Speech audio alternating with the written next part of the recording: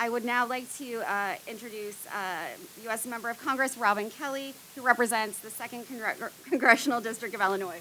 Please give her a round of applause.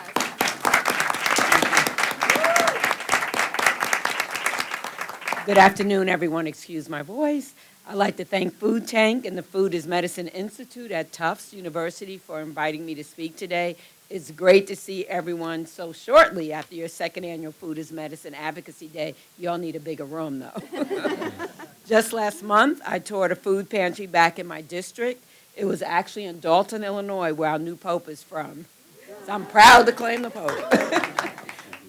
The food pantry showed the power of access to healthy foods in a community.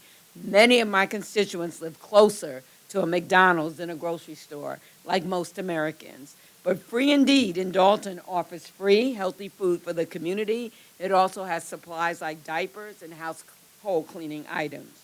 Despite the power of food pantries, however, they can only do so much. For every free meal that a food pantry provides, food assistance like SNAP provides 9 meals. Right now, as you know, SNAP faces billions of dollars in cuts, threatening critical support for over 40 million Americans.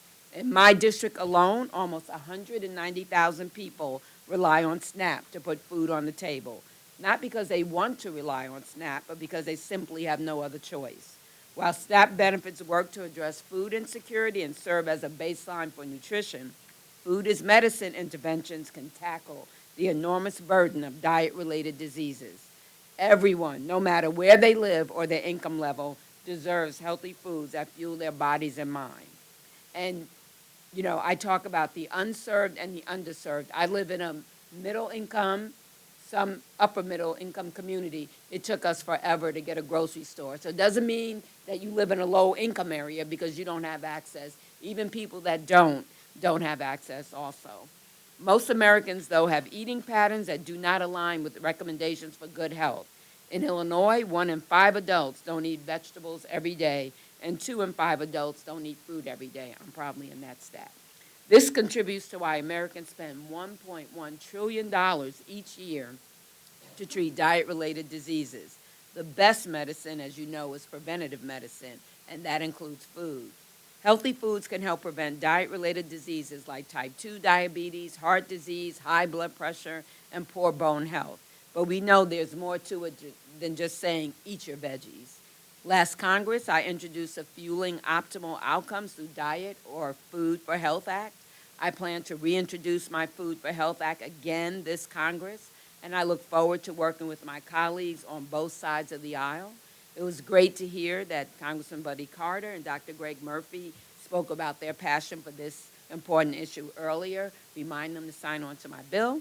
Together, we can further prove that poor nutrition and health outcomes aren't tied to political parties, and neither are these solutions. My bill would address using food-based interventions to help prevent, manage, and treat diet-related diseases. It would further partnerships between community-based organizations and healthcare providers, including dietitians, which is why I'm so proud to have the support of organizations like the Academy of Nutrition and Dietetics, Feeding America, and Food Smart, among others. My bill truly brings together all people, including farmers and producers. Foods come from somewhere, after all, and it strengthens the local supply chain. This is just a start, and I'm committed to working with all stakeholders to advance food as medicine through every available means. Food as medicine benefits more than just a person's individual health. It benefits the economy.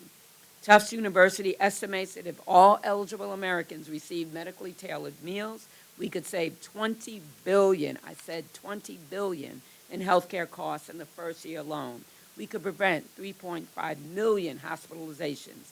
In Illinois, that would save over $2,000 per patient. Now that's efficient. I invite my fellow members of Congress to come together to support food as medicine programs nationwide, and I hope everyone learns from these panels today about the transformative power of healthy food into our healthcare system. Thank you so much, and I am one of your allies.